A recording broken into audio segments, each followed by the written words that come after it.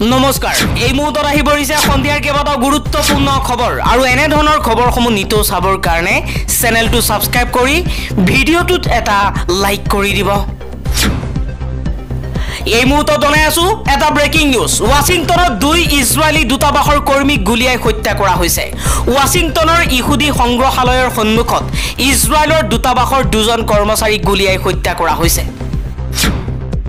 পৰৱৰ্তী খবৰ ভাৰতৰ চিৰবৈৰী চীনৰ লগত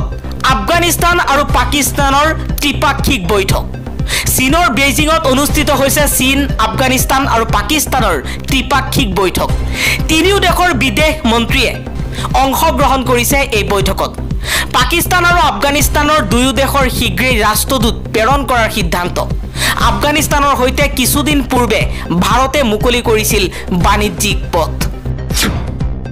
পৰৱৰ্তী খবৰ শংকৰজ্যোতি বৰুৱাক গ্ৰেপ্তাৰক লৈ এতিয়া নতুন নতুন তথ্য পোহৰলৈ আহিছে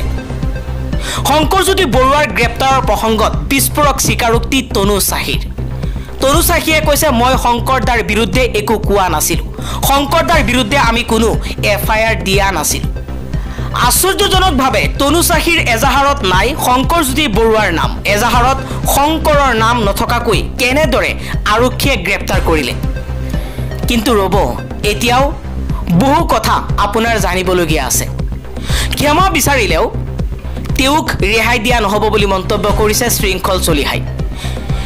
চলিহাই নিজৰ ফেসবুক পেজত তেওঁ কৈছে ক্ষমা খুজিলে নহব ডিব্ৰুগড় আৰক্ষীয়ে গ্ৰেপ্তাৰ কৰিব লাগিব নহলে পৰিস্থিতি ভয়ংকৰ হ'ব স্পষ্ট কথা কিন্তু শংকৰজ্যোতিৰ প্ৰসংগত তনু চাহিৰ মিথ্যাচাৰ পোহৰলৈ আহিল এজাহাৰত নাই শংকৰজ্যোতি বৰুৱাৰ নাম কিন্তু আৰক্ষী অধীক্ষকলৈ লিখা তনুৰ পত্ৰত শংকৰজ্যোতি বৰুৱাৰ নাম উল্লেখ আছে আন এটা খবৰ বিজেপি চৰকাৰৰ চক্ৰান্ত সফল নহব উচ্চতম ন্যায়ালয়ে মুছলমান পক্ষক ন্যায় দিব বুলি আশাবাদী নেমচুৰ সভাপতি বদৰুল ইছলাম বাৰম্বাৰ মুছলমানক টাৰ্গেট কৰিছে বিজেপি চৰকাৰক মুছলমান বিদ্বেষী কাম কৰিবলৈ দিয়া নহব বুলি মন্তব্য কৰিছে বদৰুল ইছলামে বিজেপি চৰকাৰ যেতিয়াৰ পৰাই গঠন হৈছে ভাৰতত তেতিয়াৰ পৰাই মুছলমান বিদ্বেষী সাম্প্ৰদায়িক সংঘৰ্ষ ভাৰতবৰ্ষত অধিক হ'বলৈ আৰম্ভ কৰিছে বুলি মন্তব্য কৰিছে নেমচুৰ সভাপতি বদৰুল ইছলামে আন এটা খবৰ ইংলেণ্ডলৈ উৰা মাৰিব বৈভৱ সূৰ্যবংশী ভাৰতৰ 19 অনুৰ্ধৰ দল ঘোষণা বিসিসিআইৰ আইপিএলত উজলি উঠা 14 বছৰীয়া সূৰ্যবংশীয়ে লাভ কৰিলে আণ্ডাৰ 19ত স্থান আন এটা খবৰ এবাৰ হৰফ হৈ পৰিছে আসাদুদ্দিন ওৱেইছিয়ে কৈছে এনেকুৱা মানুহ পৃথিৱীত জন্ম হোৱা নাই যাৰ প্ৰশ্নৰ উত্তৰ মই দিব নোৱাৰো আসাদুদ্দিন ওৱেইছিয়ে লগতে বিজেপি চৰকাৰক কঠোৰ সমালোচনা কৰিছে আসাদুদ্দিন ওৱেইছিয়ে কৈছে বিজেপি চৰকাৰ গঠন হোৱাৰ দিনৰ পৰা মুছলমানৰ ওপৰত অত্যাচাৰ বৃদ্ধি পাইছে মুছলমানৰ নাম শুনিলেই বহু ৰাজ্যত অত্যাচাৰ কৰা হয় বহু মুছলমান লোকক হাৰাশাস্তি কৰা হয় বহু মুছলমানৰ মছজিদত মাদ্ৰাসাত আক্ৰমণ কৰে হিন্দু লোকে কিন্তু কিয় এনেকুৱা হৈছে আগত ইমান সাম্প্ৰদায়িক সংঘৰ্ষ সংগঠিত হোৱা নাছিল ভাৰতত কিন্তু মোদী চৰকাৰে সমগ্ৰ ভাৰতবৰ্ষক দুটা ভাগত বিভক্ত কৰিছে এটা হিন্দু এটা মুছলমান গতিকে এখন ভাৰতবৰ্ষত যদি হিন্দু মুছলমানৰ নামত ৰাজনীতি কৰা হয় তেনেহলে ভাৰতবৰ্ষৰ সংবিধানখনক শেষ কৰা হ'ব পৰৱৰ্তী খবৰ কপিলীৰ জলস্তৰ বৃদ্ধি পাইছে খান্দং বান্ধৰ 7খন গেট খোলাৰ পিছতে ভয়ংকৰভাৱে বৃদ্ধি পাইছে কপিলীৰ জলস্তৰ উমৰাংচুৰ খান্দং বান্ধে মধ্য অসমলৈ মাতিছে বিপদ পূৰ্বৰ তুলনাত প্ৰায় 12 ফুট বাঢ়িছে কপিলী নৈৰ জলস্তৰ যিকোনো সময়তেই কপিলী পৰিয়া ৰাইজৰ বিপদ হ'ব পাৰে গোটেই কেইখন গেট খুলি দিয়া হৈছে প্ৰশাসনে কৈছে যে নৈপৰীয়া ৰাইজে কপিলীপৰীয়া ৰাইজ এতিয়া সতৰ্ক খবৰ হ'ল যিকোনো মুহূৰ্তত বানপানী হ'ব পাৰে আৰু বানপানীৰ সৈতে মোকাবিলা কৰিবলৈ এতিয়া প্ৰশাসনে জাৰি কৰিছে এটাৰ পাছত এটাকৈ নিৰ্দেশনা পৰৱৰ্তী খবৰ পুনৰ অসুস্থ হৈ পৰিছে জুবিন গাৰ্গ নিখাই নেমকিয়াৰ হস্পিটেলত ভৰ্তি কৰা হৈছে জুবিন গাৰ্গক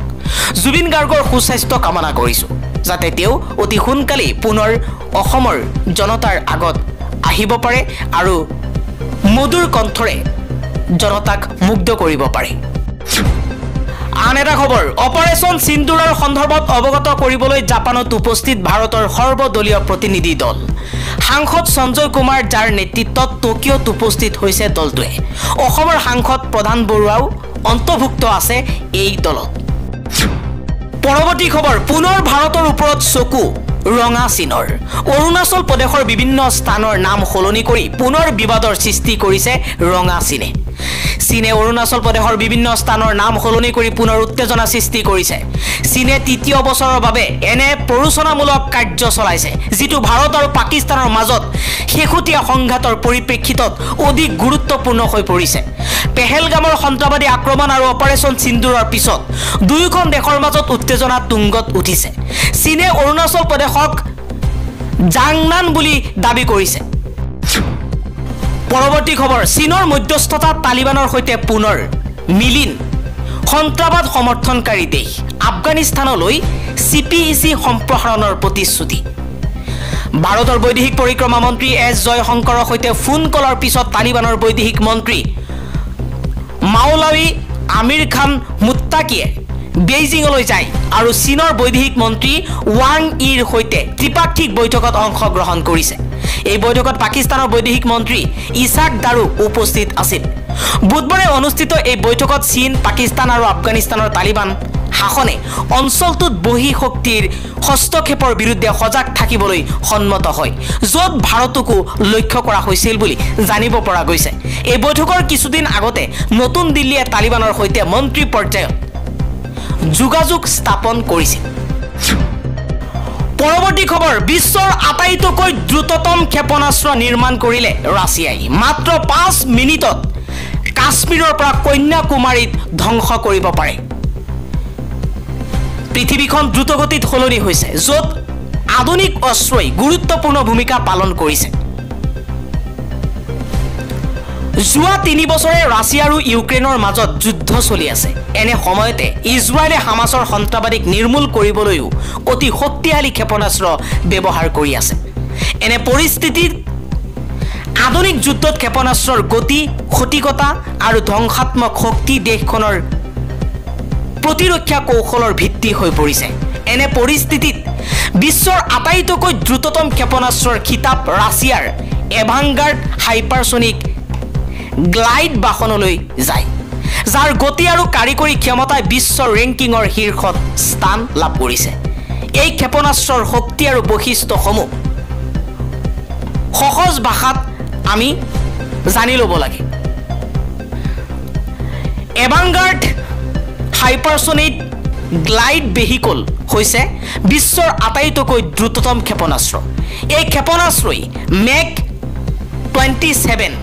প্ৰায় 32,200 কিলোমিটাৰ প্ৰতি ঘণ্টা বা 20,000 মাইল প্ৰতি ঘণ্টা বেগত উৰিব পাৰে শব্দৰ গতিতকৈ 27 গুণ বেছি বেগেৰে ই বিশ্বৰ আটাইতকৈ দ্ৰুততম ক্ষেপণাস্ত্ৰ এভাংগাৰ্ড হৈছে হাইপাৰসনিক গ্লাইড ভেহিকেল যি প্ৰচলিত বেলিষ্টিক মিছাইলৰ পৰা পৃথক আন এটা খবৰ সেন্দুৰ যেতিয়া বাৰুদ হয় তাৰ পৰিণাম কি হ'ব পাৰে পাকিস্তানে এইবাৰ দেখিলে পেহেলগাম ঘটনাৰ এমাহৰ পিছত ৰাজস্থানৰ মাটিত ভৰি থৈ পাকিস্তান সন্ত্ৰাসবাদীৰ বিৰুদ্ধে গ্ৰহণ কৰা ভাৰতৰ কঠোৰ স্থিতিক লৈ পুনৰ উদাত্ত কণ্ঠেৰে সুঁৱৰিছে প্ৰধানমন্ত্ৰী নৰেন্দ্ৰ মোদীয়ে বিকানেৰত অনুষ্ঠিত হোৱা এক জনসভাত অংশ লৈ প্ৰধানমন্ত্ৰী নৰেন্দ্ৰ মোদীয়ে কৈছে পাকিস্তানী সন্ত্ৰাসবাদীক উত্তৰ দিবলৈ আমাৰ 22 মিনিটেই যথেষ্ট 22 তাৰিখৰ এই নিশংস ঘটনাৰ প্ৰত্যুত্তৰ আমি 22 মিনিটত দিলো আৰু পাকিস্তানৰ 9টা সন্ত্ৰাসবাদীৰ ঘাটি তছনছ হৈ পৰিল